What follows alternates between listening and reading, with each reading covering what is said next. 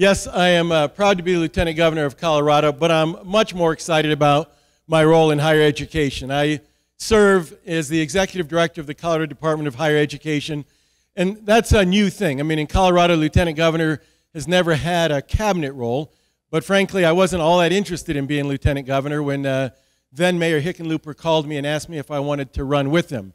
Many of you who know me know I used to be the president, first at Pikes Peak Community College, and then at Colorado State University Pueblo. Got anybody repping from those two schools? Let me hear. Hey. Two great institutions, but I'm excited to be here on this campus because this campus, of course, is where three amazing institutions come together, and three institutions that really are the most diverse institutions in our state when viewed collectively. I mean, Community College of Denver, Metro State, and University of Colorado, Denver. I know we got some people repping from those schools, right? Okay. These schools are so important to our state for the same reason that people of color are so important to our state. And in fact, these institutions are important to people of color because they provide an access point to higher education and then ultimately into employment, into leadership in civic and cultural and political organizations. Those are the things that really matter, and those are the things that will shape our state in the years to come. Now, I'm going to be very brief because you're going to be hearing from some amazing speakers and attending some amazing workshops for the rest of the day. This is critically important, and let me tell you why, although I suspect all of you already know this. Here in Colorado, we're a very well-educated state, as many of you know. We're the second most well-educated state in the nation. If you look at the number of the percentage of adults over the age of 25 with a post-secondary credential. But we also have the largest gap between the degree attainment of our minority populations and our white population of any state in the country.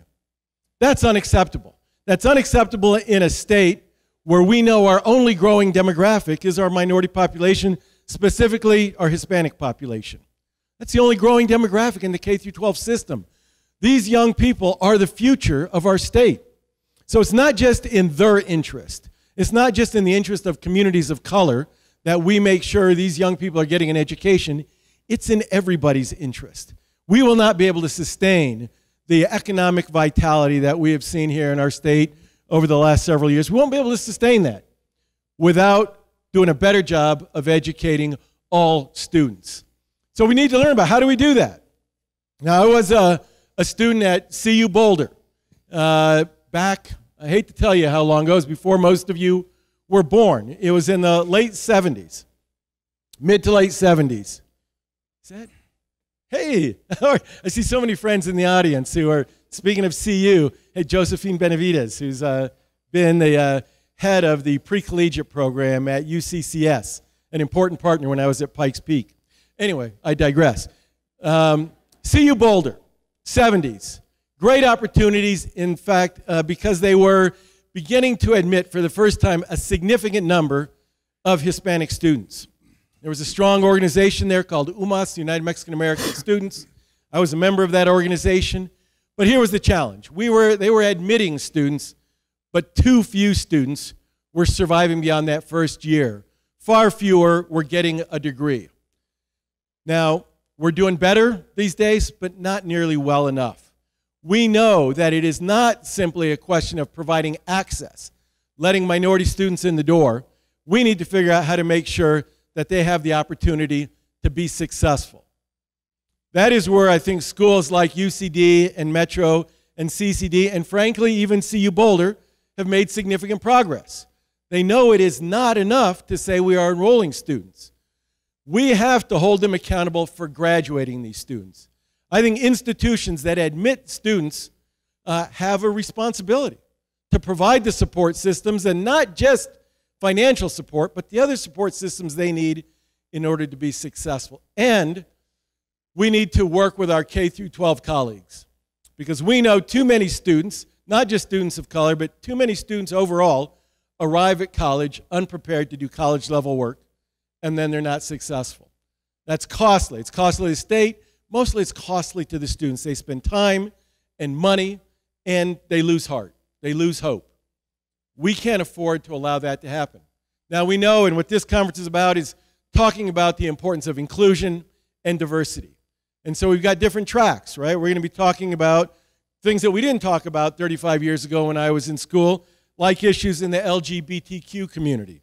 But we're also going to be talking about accessibility, another issue, not just access for students of color, but students for people with different abilities, people with different sorts of impairments, but the same high ambition that we expect all incoming students to have. We need to talk about the role of community college and two-year institutions, because we know that that is where the majority of students of color begin their education in this country. Now, as a former president of a community college, I would say, well, that's not a bad thing. Well, it wouldn't be a bad thing if they had the same success rate. But we know that too many students who started at community college never get to an associate's degree, much less transfer to a four-year institution and get a four-year degree. We need to be creating better and more successful pathways at all of our institutions. And then you're going to be talking generally about diversity and inclusiveness and social justice. And I think those things are important in any institution, but particularly at an institution of higher education. Now, just a week ago, I was a speaker at the opening summit for My Brother's Keeper initiative here in Colorado. It was led by Mayor Hancock, and I was proud to be a part of that. And we looked at some of the challenges we are facing, but I said we have to acknowledge we've made significant progress over the last several decades. We've made a lot of progress where we don't have legally segregated schools, but unfortunately, we've gone backwards, and we have in schools that are every bit as segregated, but for different reasons, not by law, but by choice, by neighborhoods, by patterns of living that we still see in our country. These are the things that continue to challenge us. And we need to think about diversity not just in terms of color and ethnicity. One of the things I think is most inspiring when you look at our U.S. Supreme Court is that it used to be, literally for centuries, nothing but white males, right? And now it's different. And we all should celebrate the fact that it's different. We now have an African American on the bench. We have 3 women, including my favorite justice, our wise Latina, right, Sonia Sotomayor. All right, a little shout out for her. But we also need to recognize that that kind of diversity isn't all that matters. Because when you look at those 9 justices, all were born on either the East Coast or the West Coast, right? We need to recognize that of the 7 who were born on the East Coast, only 1 was not born in either New York or New Jersey. And think about that. I mean, there's something in this country between New York and California, isn't there? And there's a pretty big area with a lot of very capable people. And then of these 9 justices, and again, we see gender and race and ethnic diversity, but we have something like 250 law schools in this country. All 9 graduated from either Harvard or Yale. Now, again, it's great that we have women and people of color graduating from Harvard and Yale and sitting on our Supreme Court. But we need to think about diversity of thought. What shapes us as people? It's not just race or ethnicity, although that is an important factor. It's class, it's geography, it's small town versus big city. These things matter, and they shape who we are.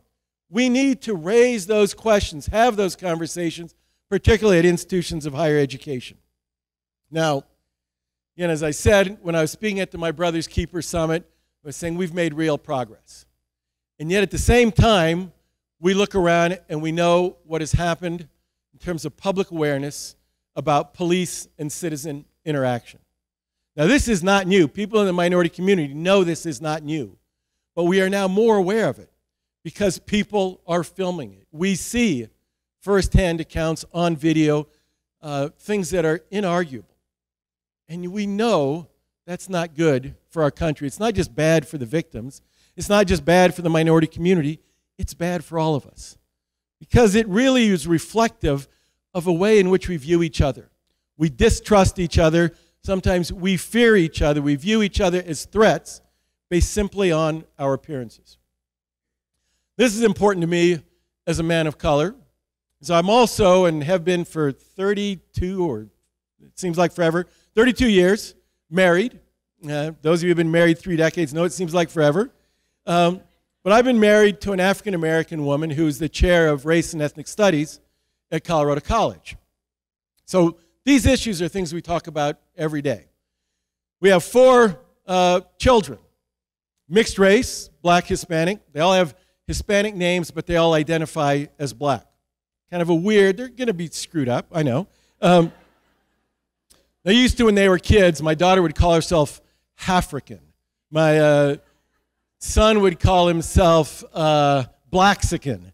My youngest son would say, why are you guys always talking about race? I don't care, just call me my name. But I know that the way they are viewed, particularly my sons, because they're large, they're tattooed, they have shaved heads, and they identify and are identified as black, or at least EA, ethnically ambiguous, that they will be viewed by many as a threat. And that puts them at risk. That causes them to fear the very people who are supposed to protect them, and the people who are supposed to protect them sometimes fear them based on their own perceptions.